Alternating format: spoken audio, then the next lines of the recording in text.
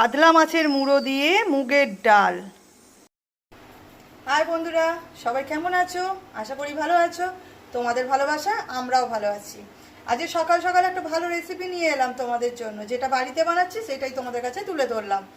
এই দেখো, মুগের ডাল নিয়ে নিয়েছি মাছের মুড়ো। বুঝতে পারছো, আজকে কাতলা মাছের মুড়ো দিয়ে মুগের ডাল করব। সেটাই তোমাদের কাছে তুলে ধরবো। কাতলা মাছের মুড়ো দিয়ে মুগের ডালটা আমার ফ্যামিলিতে সবাই খেতে খুব ভালোবাসে, খুব স্পেশালি বানাই। আর একদম এমন বানাবো শুধু ডাল দিয়েই ভাত খাওয়া হয়ে যাবে। আঙুল চেটে খেতে হবে কাতলা মাছের মুড়ো দিয়ে মুগের ডাল। তো তোমরা জানতে চাও আমি কিভাবে করি? কেউ মিস করো না, আমার মশলাগুলো সব আলাদা আলাদা রকমভাবে করি। তো তোমরা একটু দেখে নাও, তোমাদের যদি ভালো লেগে থাকে। আজকে আমি যে রেসিপিটা দিচ্ছি সেটা হচ্ছে কাতলা মাছের মুড়ো দিয়ে মুগের ডাল। চলো দেখিয়ে দিই তোমাদের। সামনে আমি কড়া বসিয়ে রেখেছি। আমি কিন্তু একটা কাতলা মাছের মুড়ো নিয়েছি, সেটা ভালো করে নুন হলুদ মাখিয়ে ধুয়ে নিয়েছিলাম, নুন হলুদ মাখিয়ে আর ভেজে রেখেছি। এই দেখো কাতলা মাছের মুড়ো, খুব একটা বেশি করব না, অল্প করেই করব। আর এই দেখো ডাল নিয়ে নিয়েছি। এই ডালটা এখানে কড়া গরম করতে দিয়েছি, শুকনো খোলায় একটু ভেজে নেব। খুব কম সময় এবং ঘরোয়া একদম মশলা দিয়ে করব। আঙুল চেটে খেতে হবে, কিন্তু কেউ মিস করো না। তো এই ডালটা দেখছো অল্প করে শুকনো খোলায় ভালো করে ভেজে নেবো, নিয়ে প্রেসার কুকারে সিটি দেবো। তো আগে এই ডালটা ভেজে নিই। ডালটা খানিকক্ষণ শুকনো খোলায় নেড়ে নিয়েছি। এবার আমি ডালেতে দিয়ে দেবো যত সামান্য একটু সর্ষের তেল। আগে শুকনো খোলায় নাড়িয়ে নিয়ে অল্প করে একটু সামান্য তেল দিয়ে দিলাম ডালটার মধ্যে। এবার একটু ভালো করে ভেজে নেব। বন্ধুরা, ডালটা খুব ভালো করে ধুয়ে নিয়েছি দেখো। এবারে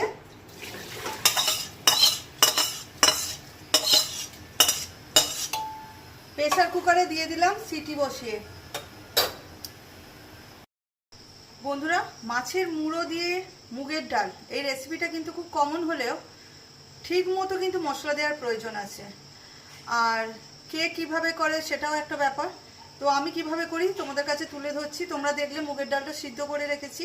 কড়াই দিয়ে দিয়েছি অল্প করে তেল, তাতে দিয়ে দিচ্ছি গোটা জিরে,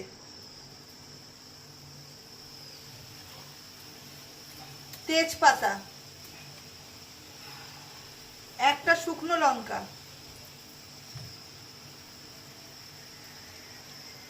আর দিয়ে দিচ্ছি একটা দারচিনি, এলাচ আর লবঙ্গ। এটা দিয়ে দিলাম ফোড়ন হিসেবে।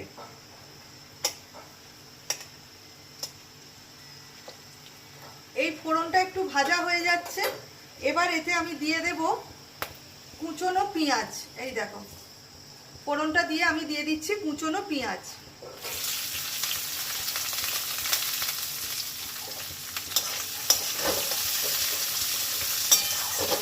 এই কুচনো পেঁয়াজটা দিয়ে ভালো করে লাল লাল করে ভাজতে হবে। মুগের ডাল মাছের মুড়ো দিয়ে, আবার কাতলা মাছের মুড়ো দিয়ে টেস্টও হবেই আলাদা। আমাদের বাড়িতে আমার হাতের কাতলা মাছের মুড়ো দিয়ে মুগের ডাল খেতে প্রত্যেকে খুব ভালোবাসে। সেই জন্যই আমি তোমাদের কাছে এই রেসিপিটা তুলে ধরছি। তোমরাও কিন্তু এইভাবে করে নিও। তো চলো পেঁয়াজটা আগে লাল করে ভেজে নিই। পেঁয়াজটা খানিকটা লাল লাল করে ভেজে নেওয়ার পর দিয়ে দেবো অল্প করে একটা ছোট টমেটো কেটে রেখেছি, টমেটো কুচো।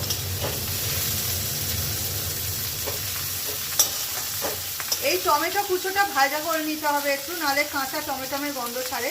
তো একটুখানি নেড়ে নিয়ে এতে দিয়ে দেবো আদা রসুন বাটা।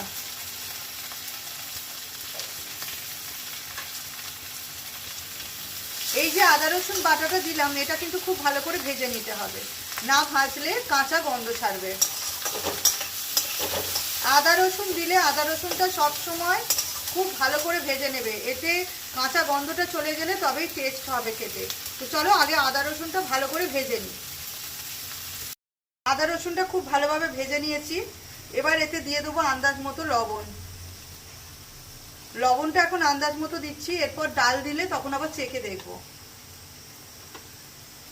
দিয়ে দিচ্ছি অল্প একটু মিষ্টি। মিষ্টিটা দিলাম পুরোভাবেই স্বাদের জন্য। একটু মিষ্টি দিলে তরকারিতে টেস্টটা ভালো হয়। দিয়ে দেবো হলুদ গুঁড়ো, লঙ্কার গুঁড়ো, খুব বেশি লঙ্কার গুঁড়ো দেবে না, ডাল তো ঝাল হয়ে যাবে।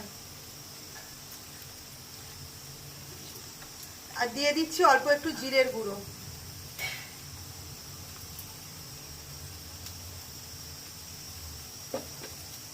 আরো একটা জিনিস দেবো আমি এতে, সেটা হলো একটু সস, একটু সস দিয়ে দিলাম, এতে টেস্টটা খুব ভালো হবে। এবার এই যে সব মশলাগুলো দিলাম, এগুলো কিন্তু যতক্ষণ না তেল ছাড়ছে আমি খুব ভালো করে কষাতে থাকবো। চলো আগে কষিয়ে নিই, তারপর তোমাদের দেখাচ্ছি।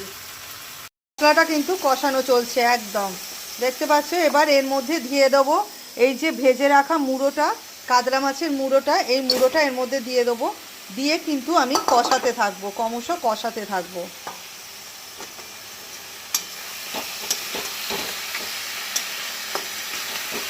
এইভাবে মুড়োটা কিন্তু কষাতে হবে। তো বন্ধুরা এইভাবে কিন্তু মুড়োটা দিয়ে কিন্তু কষাতে থাকতে হবে। দেখো আমি কিন্তু ক্রমশ কষাতে কষাতে এই দেখো পুরো লাল কালার এসে গেছে, তেল ছেড়ে দিয়েছে, দেখছো? তোমরা বুঝতে পারবে যতক্ষণ কষাবে, যখন তেল ছেড়ে দেবে তোমরা বুঝতে পারবে। এবার এই মুড়োটা দিয়ে মশলাটা কিন্তু ভালোই কষানো হয়ে গেছে। আমি এবার এই যে সিদ্ধ করে রেখেছিলাম মুগের ডালটা, একটা গামলার মধ্যে ঢেলে রেখেছি, এটা এতে দিয়ে দেবো।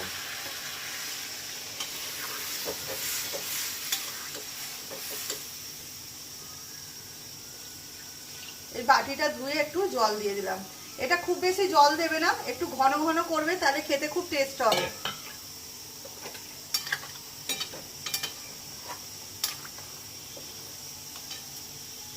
এবার এটা একটুক্ষণ ফুটতে দেবো।